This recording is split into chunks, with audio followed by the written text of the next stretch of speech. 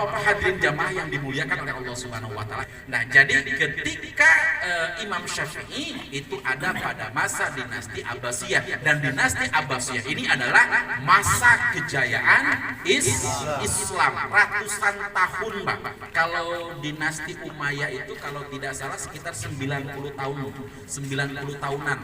Kalau dinasti Abbasiyah itu punya 37 khalifah, itu ratusan tahun berkuasanya. Dan pada waktu inilah hidupnya atau adanya eksisnya Imam Syafi'i. Nah, Imam Syafi'i, Bapak Ibu sekalian, itu ketika hamil, ya, ibunya ketika hamil, itu ibunya pernah bermimpi bahwa di perutnya ini, Pak, itu keluar bintang membumbung ke atas, sehingga ketika di atas bintang ini pecah, bintang ini pecah menyinari seluruh yang ada di situ. Ini pertanda bahwa Imam Syafi'i dengan ilmunya akan menerangi dunia dan sampai ke Indonesia. Subhanallah. Setiap kajian fikih pasti disebut Imam Syafi'i. Luar biasa, Bapak Ibu sekalian. Dan kebetulan ketika Imam Syafi'i lahir, itu bertepatan, sebagian ahli sejarah mengatakan pas waktu Imam Syafi'i lahir wafat dua tokoh ulama besar.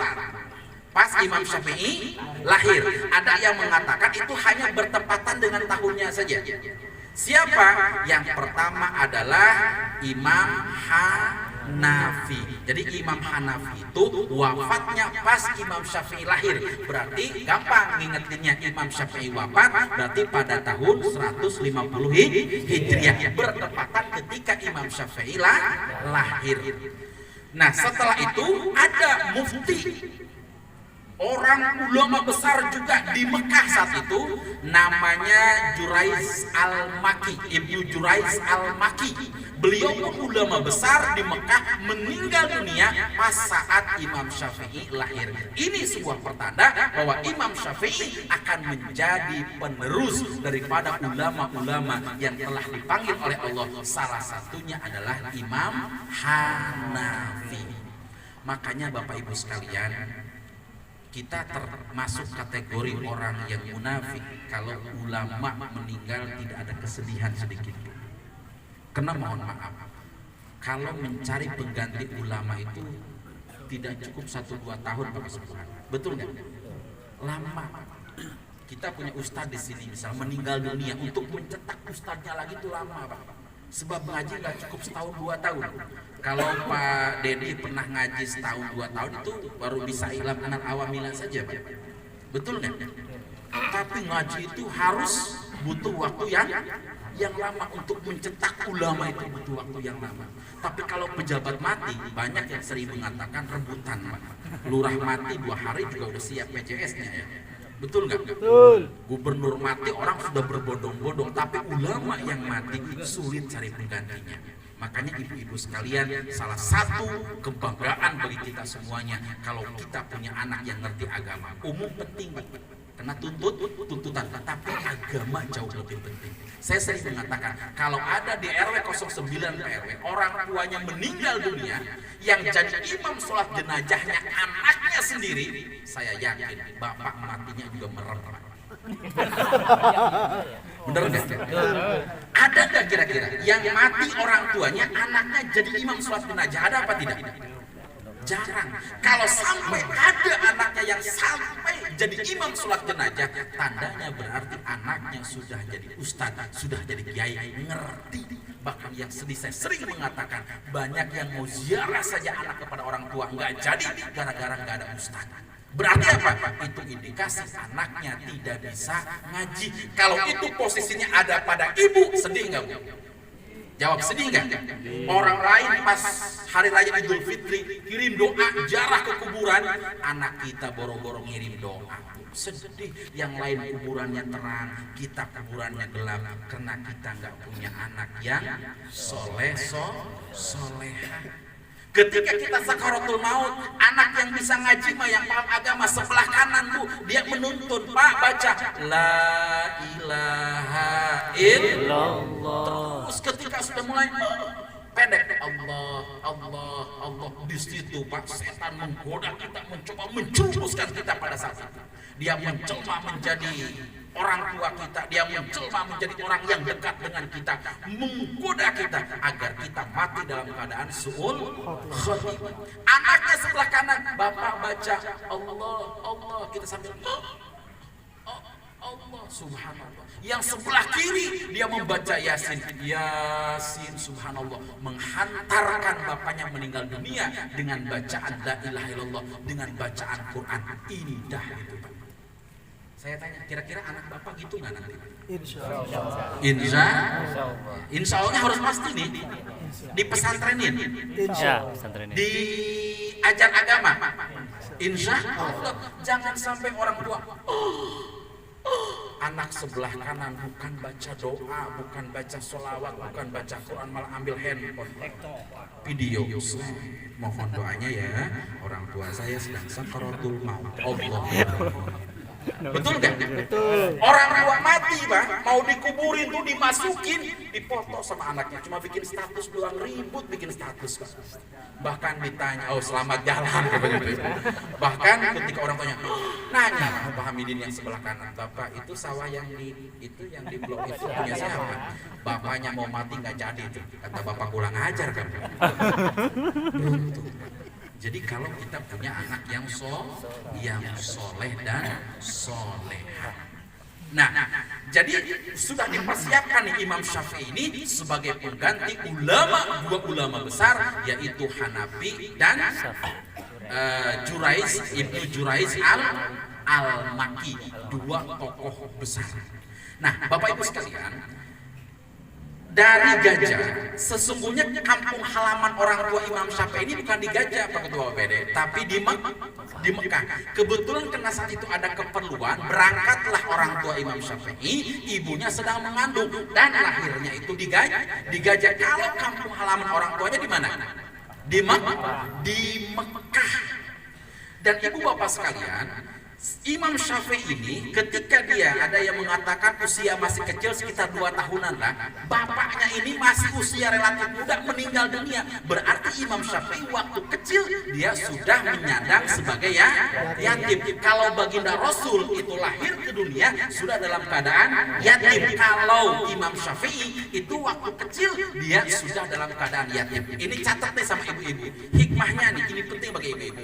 Tetapi subhanallah, ketika Imam Syafi'i kecil, dia menjadi seorang yatim dan orangnya juga orang biasa, orang miskin ibu, tapi dibesarkan oleh seorang ibunya sampai menghantarkan Imam Syafi'i menjadi seorang ulama yang besar. Survei membuktikan banyak orang yang miskin menjadi orang yang sukses, banyak orang yatim menjadi orang yang sukses. Contohnya Nabi Muhammad, contohnya juga adalah Imam Syafi'i atau Muhammad bin Idris.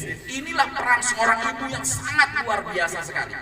Maka dalam keterangan madrasatul ula, ibu itu madrasah yang utama dan pertama. Ibu salah menginstal otak anak, bahaya.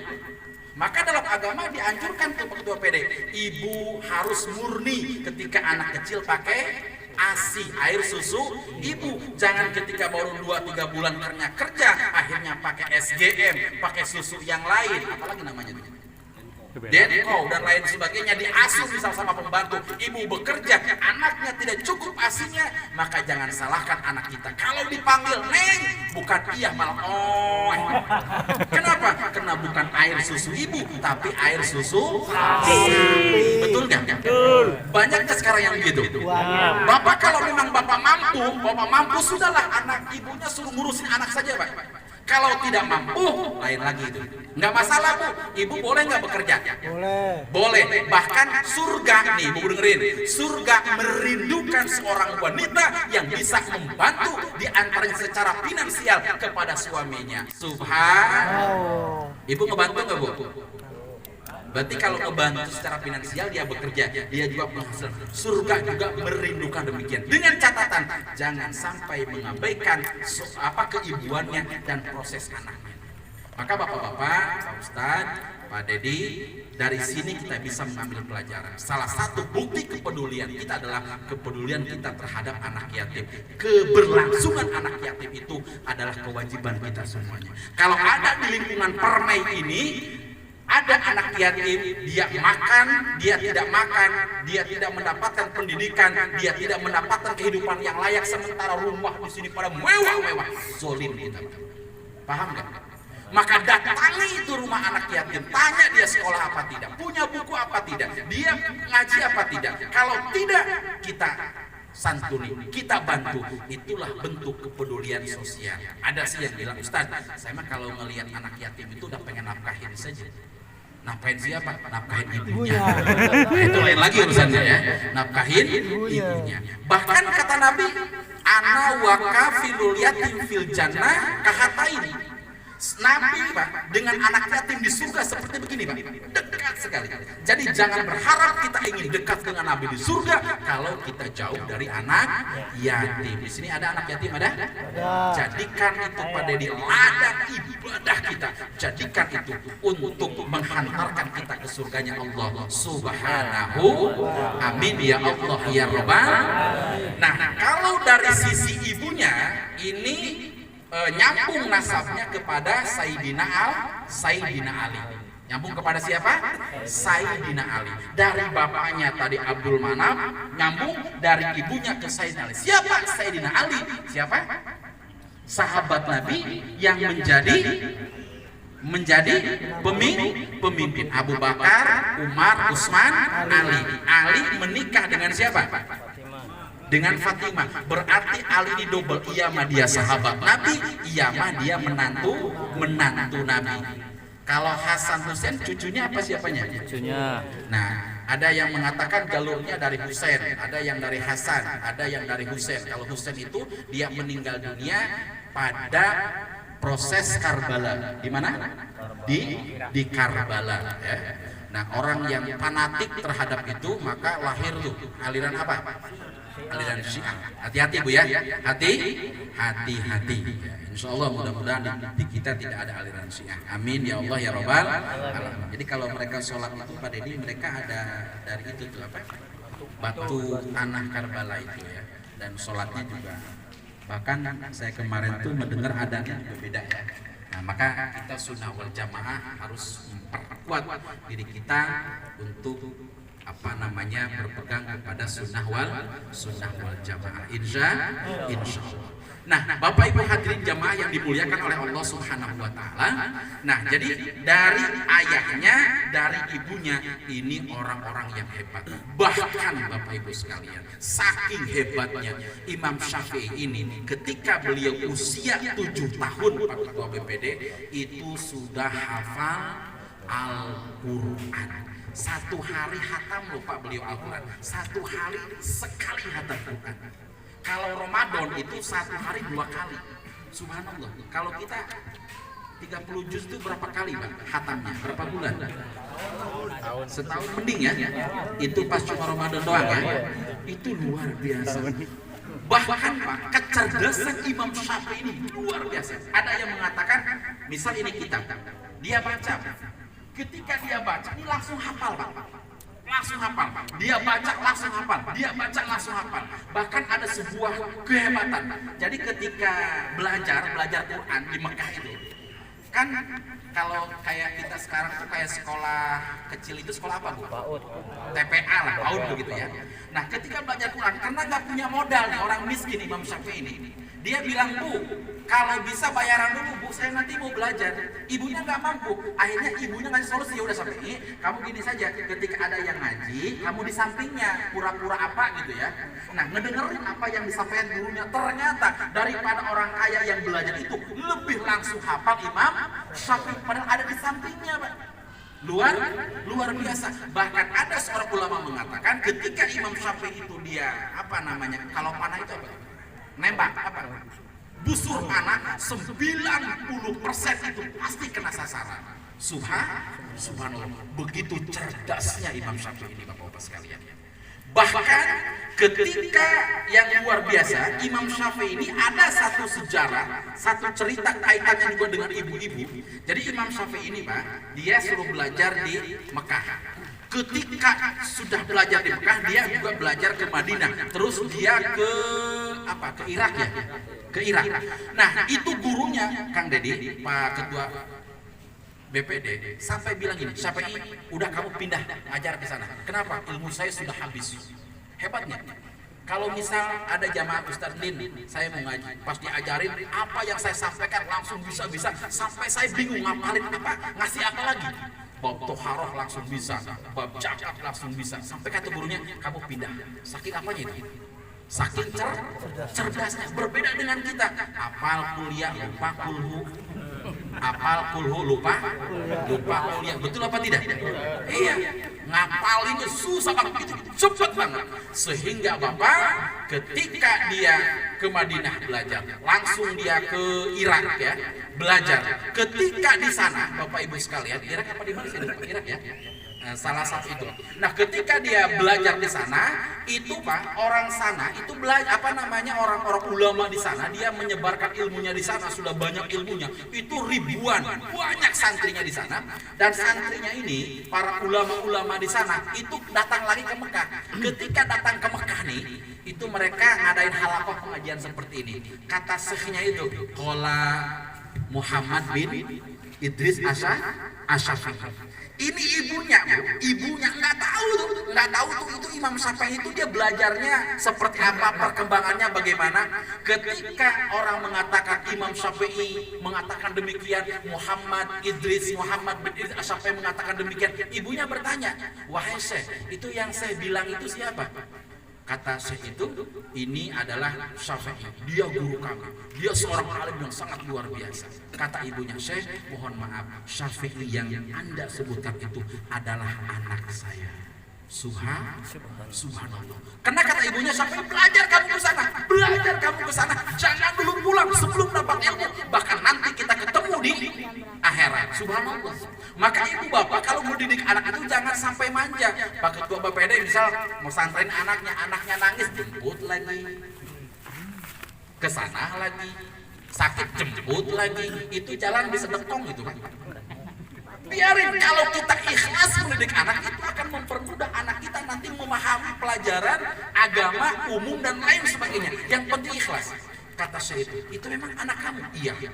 Pada saat itu pula ibunya dihormati oleh orang-orang yang ada di situ. Kenapa?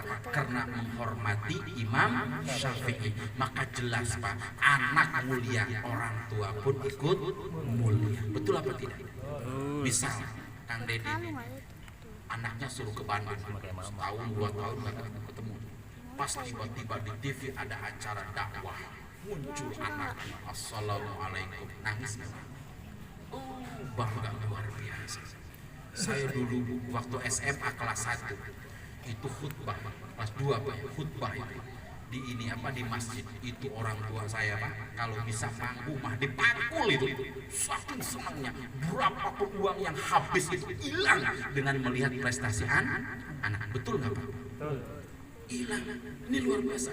Akhirnya dimuliakanlah ibunya. Kata orang sana, Bu, apa pesannya untuk Syafi'i? Kasih sampaikan ke Syafi'i, sekarang Syafi'i boleh pulang ke Mekah, boleh pulang ke rumah. Barulah diizinkan. Dan Imam Syafi'i dia nggak pulang sebelum dia mendapatkan ilmu. Akhirnya pulang ke rumah. Pas di kota Mekah, perbatasan mau masuk kota Mekah, Imam Syafi'i ini ketika dia pulang itu ke Mekah, itu orang-orang jamaahnya di negara itu Bu, ada yang ngasih unta, ada yang ngasih makanan, seperti halnya santri kepada ustadznya atau jamaah kepada ustadznya. Misal Kang Dedi mau orang Bogor nih, mau pulang ke Bogor, di sininya banyak jasanya, ada yang punya motor ngasih motor, ada yang punya makanan ngasih makanan. Itu Imam Syafi'i Pak membawa unta banyak, puluhan, bahkan ada yang mengatakan ratusan. Di situ ada makanan juga banyak. Akhirnya kata Syafi'i, sampaikan kepada ibuku bahwa aku akan pulang ke rumah. Datang ke santrinya, assalamualaikum, salam Ibu, Syafi'i anakmu sekarang sudah mau pulang. Kata ibunya, bawa apa Syafi'i? Bawa unta yang banyak, bawa makanan yang banyak. Ibunya langsung nutup pintu. Subru, bilangin ke Syafi'i, jangan pulang. Subhanallah, bawa unta nggak boleh pulang sama ibunya. Kenapa? Ibunya pengennya Syafi'i bawa ilmu. Itu santrinya mukanya merah, datang ke Syafi'i. Syekh, tadi saya sudah izin ke ibu kamu. ke ibu saya. Terus gimana? Ibu saya marah. Emang kamu bilang apa? Saya bilang, saya kesini bawa unta yang banyak, bawa makanan yang banyak. Kata Syafei, kamu sih salah ngomong kayak gitu, malah diusir Pak, nggak boleh. Coba, misal Pak Ketua, Pak RT nih punya anak, datang anaknya ke rumah bawa mobil 20 Pak, diusir nggak Pak? Diusir nggak Pak? Kayaknya gitu kan. Ibunya nggak butuh itu, butuhnya apa? Akhirnya kata Syafei, sudah kalau begitu kamu bilang lagi ke ibu, bilang bahwa saya kesini bawa kitab, bawa ilmu. Datang lagi, Bu, Syafei mau datang ke rumah, Syafei sekarang membawa ilmu. Kata ibunya, kalau itu yang terjadi, pulang, bawa dia ke rumah. Jadi cari ilmu, dapat dunia. Kita mah kadang kalah anak Pak disuruh kerja biar membantu orang tua, tapi orang tua Imam Syafei tidaklah demikian. Subhanallah. Singkat kata, Bapak Ibu hadirin jamaah yang dimuliakan oleh Allah Subhanahu wa taala, Imam Syafei ini menjadi seorang imam yang besar dan dia membawa mazhab namanya mazhab Syafi'i yang mayoritas oleh orang Indonesia itu dipakainya. Karena yang namanya mazhab, Bapak Ibu semua, keterangan itu kadang sesuai dengan kondisi negara. Dan di kita kenapa mayoritas Imam Syafei? Karena yang dibaca kitabnya kitab Imam Syafei, dan kondisinya juga Indonesia itu sangat cocok sekali dengan dalil-dalil keterangan-keterangan yang dibawa oleh Imam Syafei. Tetapi ketika ada perdebatan, ada perselisihan, ada perbedaan pendapat kaitan dengan masalah mazhab Hanafi, Hambali dan lain sebagainya, jangan sampai membuat kita terpecah belah, karena sesungguhnya imam-imam tersebut itu antara guru dan murid. Bagaimana solusinya?